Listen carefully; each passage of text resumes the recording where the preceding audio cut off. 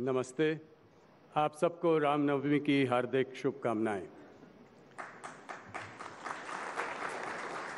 On this auspicious day, ladies and gentlemen, it is my proud privilege to welcome to Rising India Real Heroes, His Excellency, the Vice President, Shri Jagdeep Dhankhar ji. We are honored that he has agreed to deliver the closing address to cap off a day and a half of invigorating sessions that depict the mood of a rising India. We chose Real Heroes as the theme of this event because of a very particular reason. India, a young and ambitious nation, is on the move, and the world is watching us closely. This quickening of our pulse is made possible not by a few, but by the many.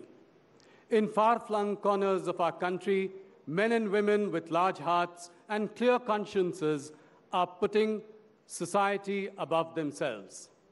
They are the real heroes who make life a little better for those around them and inspire communities to become a little better. Dhankhar ji's life and career are similar to the stories of real heroes we have had the privilege of honoring over today and yesterday. Born into a farming family in a small village in Rajasthan, he used to walk over 6 kilometers a day just to attend school. His upbringing, with emphasis on hard work and simplicity, was honed at the Sainik School. A physics graduate, he, however, found his true calling at the bar. He was the youngest president of the Rajasthan High Court Bar Association and practiced mainly in the Supreme Court from 1990. He also had a 3-year stint as a member of the International Court of Arbitration in Paris. As a parliamentarian, minister, the governor of West Bengal, his contributions to the country are many and varied. He has excellent knowledge of the Constitution, and his expertise with legislative affairs is a big strength. He has been uncompromising in his insistence on decorum inside Parliament. Dhankhar ji has also been an ardent advocate for the separation of powers.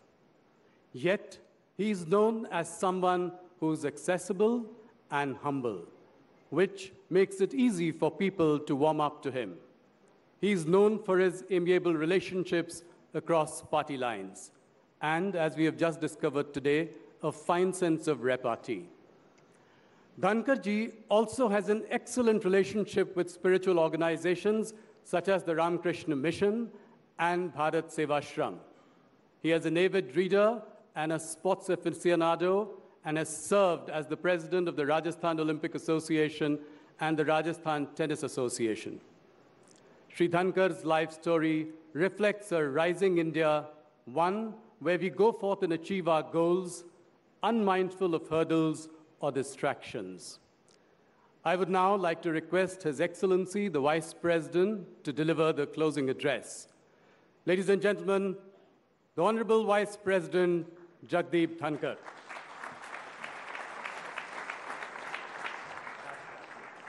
Podium.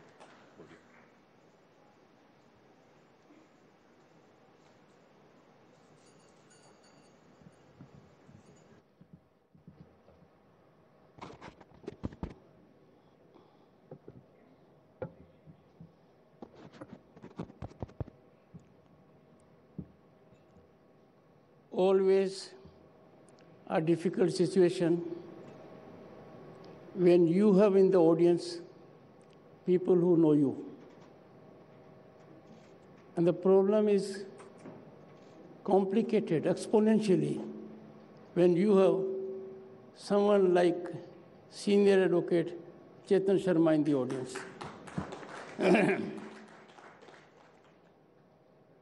This doesn't end here. The august presence of Sri Harivansh ji, Deputy Chairman of Rajya Sabha. But he carries another hat, and that's always worrisome for me. A journalist is always a journalist. In 1989, when I got elected to Parliament and became a union minister, My room in Parliament was next to the press room. Till 2019, I carried an impression, oh, you can't have better friends than in journalism. The myth was demolished when I became governor, state of West Bengal. I hope it is restored. I will do all I can. Dr. Rajkumar Ranjan Singh, Sri Rahul Joshi ji, members of the diplomatic corps, other dignitaries, and my friends in the media. I can assure you, I am certainly your friend. I hope you will reciprocate. Indeed, a marquee event, all the more significant, being hosted in Amrit Kal. It is eminently befitting and soothing that focus and attention is being bestowed on our real heroes. I pause here for a moment. I have always been concerned. Iconic status in our country is accorded on parameters that are baffling. Event management can put a person in a position. He's a leading lawyer. He's a leading journalist. And whatnot. But we are talking of real heroes. At a time when India is on the rise as never before, it is a statement of fact, globally acknowledged. And the rise is unstoppable, earning unprecedented global recognition and respect. As a mark of respect to our heroes, let's pledge, take pride in our historic accomplishments and be ever proud Indians. Always keep nation first. No interest, business or otherwise, can be more than national interest, above national interest. And this, when I say is not optional, I reflect the viewpoint of more than 1 billion people. The theme of the coffee table book, unveiled a while ago, to be unveiled, Voice of India, Modi and his transformative Man Ki Baat, is very apt. And I compliment the Rahul for being very daring in choosing it. Man Ki Baat, in a sense, has impactfully captured the imagination of the people. And mind you, there can hardly be any difference of opinion. This is one program that is watched with keen interest and that impacts the lives of people as never before in the history of this country.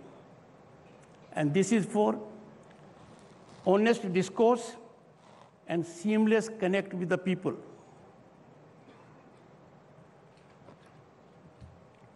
I appeal to media for wider dissemination of the coffee book content, as I have been given details thereof. Let us highlight success stories of real Bharat and exemplify our age-old value system. Friends,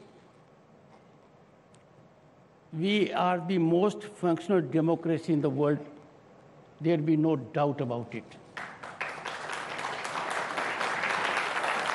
There is no democracy in the world that is constitutionally evolved at the level of panchayat, municipalities, state, and center. We have constitutional prescription in the shape of Part 9 of the Constitution for panchayats and 9 capital A for municipalities.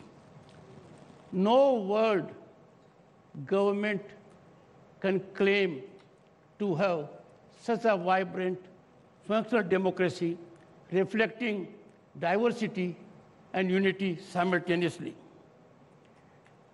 Our constitutional institutions are spinally strong and independent. We are proud of our judicial system. Where on the planet you'll get a Supreme Court which can act with lightning speed and grant relief when someone is accused of defamation? Where on earth? Where will you get a Supreme Court that will sit over time? We have finest judges, and the Chief Justice has unimpeachable credentials with global image. None in the world has legitimacy or credentials to lesson us on this aspect. Of late, some are engaged into it.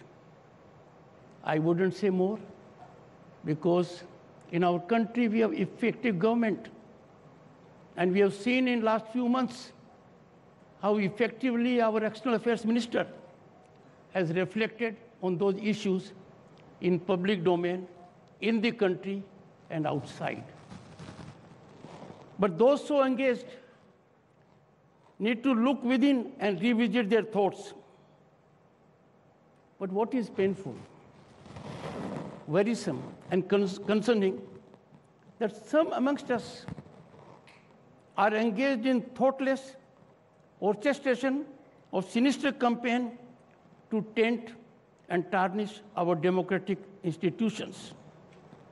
We find sinister forces within and without, functional with pernicious agenda to sully and downsize our growth trajectory, our democratic institutions, and run down our success. You will not find a parallel in the world where people holding positions of power would go to other country, other geographical locales to run down their own country. We all need to reflect on this. We need to be cognizant of virtual intense warfare against India's integrity by well-orchestrated global machinery functioning within and outside the country. One can see an entire ecosystem aimed at handicapping our growth, attacking India's legitimacy as nation-state, its constitutional institutions, including the parliament, is becoming a favorite pastime, even of some of us. I am sure thinking minds in the country will be alive and take all steps to contain and combat such pernicious tendency. An intense assault on India's values, integrity, and institutions is emanating from well-maintained incubators. I wouldn't say much, but I'll call upon the media. Look at South Asia studies in an Ivy League university. This is being funded by our billionaires. Even the government in 2008 funded it. And the same is also being done by our northern neighbor. But look at their activities with respect to our nation and with respect to that nation. It's a cause of concern and worry. Should we be funding those whose only agenda is to thoughtlessly, in a designed manner, run down this nation? I'm sure my friends in journalism, and I'm sure I'm their friend, so are they mine, will reflect on this, engage in due diligence, and let the people of this country know all about this. This ecosystem to combat India's growth trajectory must not be allowed to go unnoticed. And that can happen only when we react such orchestrated narratives are disseminated. And this is, I seek pardon of the journalistic fraternity. Orchestration.